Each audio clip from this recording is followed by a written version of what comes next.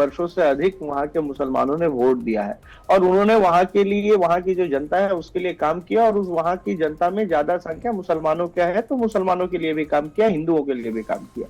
अब एक व्यक्ति जो 30 साल से आपका नुमाइंदा होकर संसद में जाता है, और वहां एक दूसरे तरीके, दूसरे तरफ एक ऐसा अराजनीतिक आदमी आता है जिसको राजनीति के बारे में कोई समझ ही नहीं है, जैसे आईसीसी के चेयरमैन है, जैसा जिसको क्रिकेट के बारे में कोई समझ नहीं है, वैसे ही यूसुफ पठान को जो राजनीति के बारे में कोई समझ नहीं है, उसको लाके जब वहां पे रखा गया, और वहां पे जब उनको हार फेस करना पड़ा, तो वो एक आदमी के अंदर का एक दुख है जो उन्होंने व्यक्त किया कि मैंने यहाँ क्या किया, जो यहाँ के मुसलमान भाइयों ने मुझे लात मार के हटा दिया, मैंने तो यहाँ जनता के लिए बहुत काम किया है। तो इसको कोई राजनीतिक या मुसलमान या हिंदू का एंगल मत देने का चेष्टा करिए, ये बड़ा ही सिंपल उनके वहां के जो वोटर्स हैं उनसे उन्होंने वार्ता किया कि भाई मैंने ऐसा क्या गलती किया, या मैंने क्या काम नहीं किया जिसको लेके मुझे यहाँ से आप लोगों ने हरा दिया, या मुझे यहाँ पे। और मैं आपको विश्वास के साथ कहना चाहता हूँ कि मुर्शिदाबाद में इस बार कांग्रेस जैसा भी शून्य है, मुर्शिदाबाद में हम लोग इस बार कांग्रेस वहां पे विधायक चुन के आएंगे, और अधीर रंजन चौधरी जी भी अगर लड़ते हैं तो वो वहां से उस अपने सीट से विधायक चुन के आएंगे।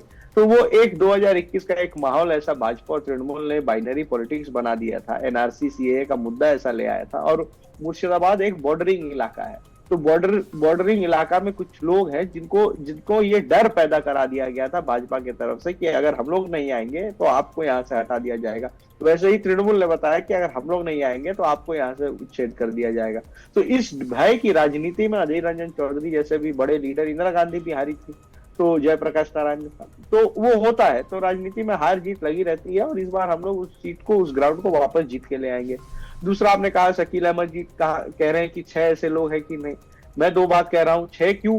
6 लोग का नाम तो हम लोगों ने लिख के खुद इलेक्शन कमीशन को जमा किया, जिसको मृत घोषित कर दिया गया था, और उस आदमी का पूरा डिटेल हम लोग ने इलेक्शन कमीशन को दिया है। तो ये हम लोग ने ऑलरेडी दिया है। उसमें तो तृणमूल के भी जो अभिषेक बनर्जी है, उन्होंने भी कुछ लोगों को लेके अपने एक राजनीतिक मंच में लोगों को ला के खड़ा कर दिया था कि ये है वो लोग। तो आपने जो कहा कि वो 6 लोग भी नहीं है, वो 6 लोग है।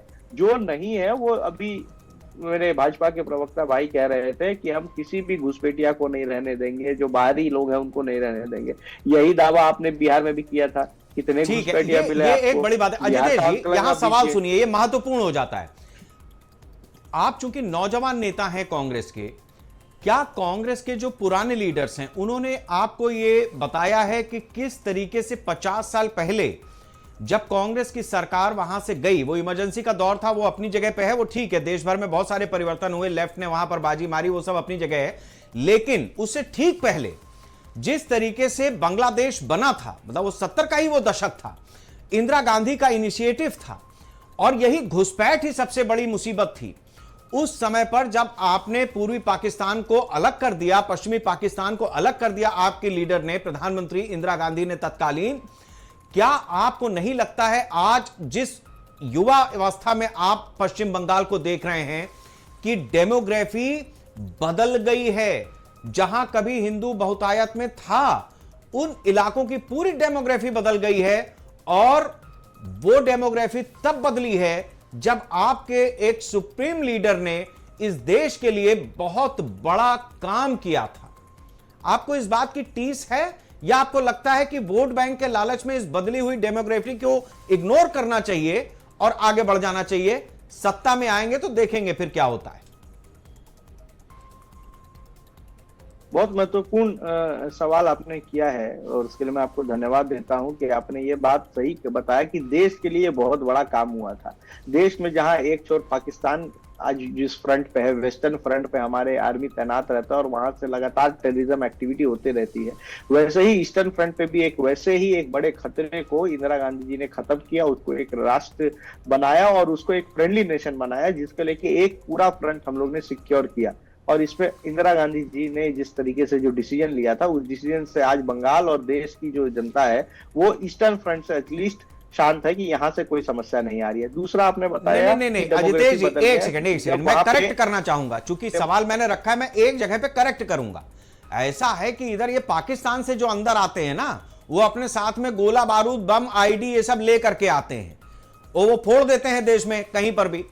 इधर बांग्लादेश से जो आते हैं, वो यहां पर आने के बाद अपना वोटर आईडी कार्ड भी बनवाएंगे, आधार कार्ड भी बनवाएंगे, डिवाइडर के ईंटें गुम्मे निकाल करके अपनी झोपड़ी भी तैयार कर लेंगे। एक तो हमारे देश का सिस्टम ऐसा है कि यहां सब कुछ बन जाता है, कुछ 1,000-500 रुपया खर्च कीजिए वो सब बन जाएगा, और उनका पूरा सिस्टम है कि इसको लीगलाइज कैसे कराया जाए। तो अब आप ये बताइए, वो उन्होंने करा वो अपनी जगह पे है, लेकिन उसके बाद जो हो रहा है वो उससे भी ज्यादा खतरनाक है।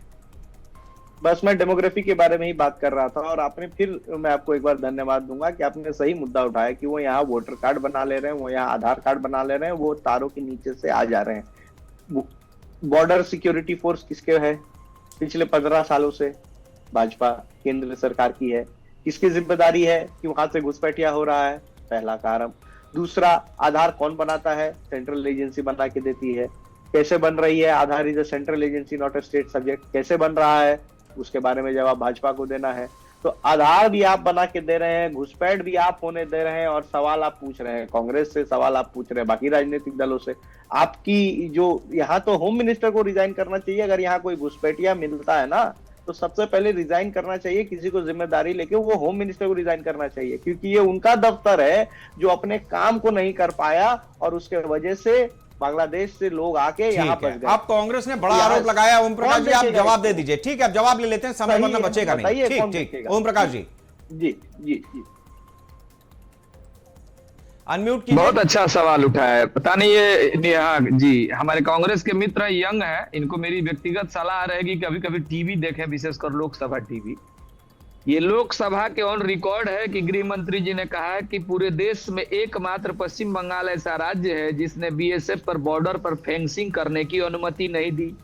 और इन्हें थोड़ा ये भी बोलिए कि फेडरल स्ट्रक्चर का जो गाना गाते हैं थोड़ा पढ़ लें कि भाई हर चीज केंद्र, हमारे यहाँ एक केंद्र देखभाल करने की दृष्टि में है, मूल सत्ता राज्यों की है, इसीलिए लड़ाई है। अब आते हैं आधार का। आधार बनवाने में तृणमूल के कई नेता के घरों से हजारों फॉल्स आधार निकले हैं, और यही कांग्रेस के नेता, तृणमूल के नेता, आपको याद होगा सुप्रीम कोर्ट में जाकर बोल रहे हैं सुप्रीम कोर्ट के भाई आधार को तो मानना होगा क्योंकि हम लोग तो डुप्लीकेट बनाए। मैंने वहां नहीं कहा आधार तो वैलिड है। अरे भाई, आधार सेंट्रल एजेंसी देती किसको है? आधार कौन बनाता है? हर प्रदेश में उसके लिए वहां के स्थानीय लोग हैं, एजेंसियां हैं। और तृणमूल के नेता मिली भगत में से सैकड़ों मामले हैं जहां से आधार फॉर्ज जो है, फॉल्स आधार, जो झूठे आधार, नकली आधार कार्ड पकड़े गए हैं। वहां नहीं जाएंगे, कूद के। देखिए कांग्रेस किस लिए साफ हो रही जानते हैं? ईमानदारी से इन्होंने बंगाल का एक भी प्रश्न इस चैनल पर, आपके इतने अच्छे चैनल पर, एक बार भी बंगाल के लोगों का मुद्दा नहीं उठाया। डेमोग्राफी से इनको क्या मतलब है? कांग्रेसी वाले तो बिक गए हैं, बोल सकते ही नहीं है। और मैं उनसे पूछना चाहता हूँ, बड़ी बड़ी बात हो रही, दीपू चंद्र दास, बांग्लादेश में जिस तरह से जघन्य हत्या हुई, एक बयान है इनके दल का, ये चले जा रहे हैं, मेरे तृणमूल के मित्र हैं, बोल रहे हैं बाप रे बाप उत्तर प्रदेश में चलिए ठीक है, आप ठीक है ओम प्रकाश जी, मैं बिल्कुल आखिरी हिस्से में आ रहा हूं। अब आप इसका एक सेकंड ओम आ रहा हूं। अजितेश जी रुक जाइए। मेरा सवाल राम प्रकाश पांडे जी आपसे है, जितनी भी डेमोग्राफी बदली है उसमें जो लोग हैं उनको लीगलाइज कराने का पूरा आरोप बीजेपी ने टीएमसी पर डाला है, आपका जवाब क्या है? देखिए, पहले तो मैं अपने भाजपा भाई को बोलूंगा कि ये केंद्र की एजेंसी मैंने खेला हुआ है, आधार केंद्र खेजा हुआ है जो केंद्र का खोला हुआ। तो हम भारतीय जनता पार्टी वाले का चेहरा देखेंगे कि नहीं, हम काम करवाने नहीं जाएंगे, हम, क्योंकि हम तो भाई ये करेंगे तो ये बोलेंगे हमने गलत कर लिया है, क्यों? हम भारत के नागरिक नहीं है। जो करके देंगे प्रधानमंत्री या भारतीय जनता पार्टी कर देगा, उसको हमको स्वीकार करना पड़ेगा, ये बोलना चाहते हैं। हम तो बोले ये है क्या? पहले तो ये अपने विधायकों का संभाल रहे। अभी फिलहाल में इनके विष्णु शर्मा जी जो कलिंगपन से जीते हुए थे, वो इनके दल को छोड़ के आए, तो इनके कार्यकर्ता नहीं है तो अनाप शनाप बकने बैठ गया है टीवी चैनल में। अरे आपने जब आधार केंद्र आपका है, छोड़ने के बाद तो छोड़ने के बाद तो आपके दल का सुपड़ा साफ हो जाएगा। क्यों घबरा रहे? 2 दिन में, 2 दिन रुकिए ना और मजा देखिए ना। टिकट घोषणा आपका हो, आपका आधार रखिए ना, अब 2-4 दिन और देखिए, सुपड़ा साहब 29 में आपका करवाइए, क्योंकि देश के ऊपर जिस तरह से जागीरदारी जागीरदारी करने का सोच है यहाँ पर। अजितेश जी भी कुछ कहना चाह रहे हैं। अजितेश जी अरे बड़े दम से जाके देख आप अपनी बात रखें, मेरे बिल्कुल आखिरी हिस्से में हूं, दिखा देंगे, ठीक है? अरे मैं हावड़ा में रहता हूँ, भवानीपुर रोड देखिए जाता पहली हूँ। बात तो क्यों ये घबरा जैसे रहे ये हैं? बोल रहे हैं जाएंगे कि चुनाव में। राज्य मैंने कि बोलते हैं कि बीएसएफ बोल रही है कि उससे क्यों, अगर है तो मैं नहीं तो दोनों सरकारें बैठाओ ना, हमारे लोकसभा में है भाई, भाई हमें ये क्यों फेंसिंग नहीं बनानी है, अनुमति क्या देते हैं दिक्कत आप है? लोग? आप लोकसभा दिक्कत के नहीं रिकॉर्ड पे देखेंगे है। लोकसभा में क्या ठीक दिक्कत? है, आप ओम प्रकाश जी और मनमानी राम प्रकाश जी रुकिए, एक बच्चे मिनट में लगाने नहीं आप होगा। अजितेश अपनी बात रखें। प्रधानमंत्री का आप चारा लगा के हर काम कराना चाहिए। शेखर जी आप बोले, भाजपा अब समय नहीं भाजपा बचा है। के हाँ। प्रवक्ता भाजपा के प्रवक्ता को मैं यही कहूंगा कि वो अपने नेता से झूठ बोलने का जो उन्होंने तरीका सीखा है वो बड़ा बढ़िया है। लोकसभा टीवी हम देखेंगे, वो बात सही है। पहले आप जाके जमीनी स्तर पर देखिए। रुक जाइए, आपको मैंने बीच में नहीं रोका है ओम प्रकाश जी, आप मत बीच में बोलिए। आपको ऐसे ही 2021 के बाद 2024 में रिजेक्ट कर दिया गया है। ऑलरेडी आप 10-12 एमपी पे आ गए, वो भी चल जाएगा। एक ही बार मौका दिया बंगाल की जनता ने, आगे नहीं देगी। आगे आपको मौका नहीं देगी। 70 साल थे हम लोग भैया, काहे परेशान हो रहे हैं? 70 साल हम लोग थे, आप 5 साल रह के इतना जो हंस रहे हैं, आपको 2029 में समझ में आएगा। नीति दूसरा बात है फेंसिंग के बारे में ये बात कर रहे हैं। सवाल से आगे निकल गए। एक अब आता हूं मैं, अजितेश जी आता हूं आपके। राम प्रकाश जी, बहुत जल्दी से मैं ये समझना चाहूंगा आपसे कि क्या जिस तरीके से अभी ये पूरी प्रक्रिया चली है एसआईआर की, उसमें बहुत सारे लोग बॉर्डर पार करके बांग्लादेश जाते हुए दिखे, क्या आप ये मान रहे हैं कि जो 1 करोड़ 20 लाख का फिगर है वो चुनाव पर इफेक्ट डालेगा, सीटों पर फर्क डालेगा? क्योंकि 60 लाख तो एकदम से खारिज है, 60 लाख जो रिडक्शन में है, तो उस लिहाज से 2021 के मुकाबले करीबन 1 करोड़ 20 लाख मतदाता ऐसा है जो अभी लिस्ट में नहीं है, जिसमें से 60 लाख बिल्कुल गायब है। 5 मिनट जुडिशियल वाले जो है उनको तो ट्राइब्यूनल में दे रखा है, वो तो ठीक होंगे। हाँ, तो तो 63 ट्राइब्यूनल में दिया हुआ है, जो 60 लाख जो भी होगा जो लिस्ट में, तो ठीक होंगे। ठीक है, 60 लाख जो कम हुए हैं उसमें आपको क्या लग रहा है, उसका फर्क दिखेगा आपकी सीटों पर या बीजेपी की सीटों पर? देखिए, जो बीजेपी की, क्योंकि वो जो डबल वोटर है, जो इनके बिहार वाले जो पश्चिम बंगाल में काम करने के लिए आते हैं, उनके बने हुए डबल जगह पर, तो उनके कटे तो कटे। चलिए ठीक है, ओम प्रकाश जी बहुत जल्दी से जवाब दे दिए। मन के आते हैं जो वोटर्स नाम कटे हैं उसका फायदा आपको मिलेगा या टीएमसी को?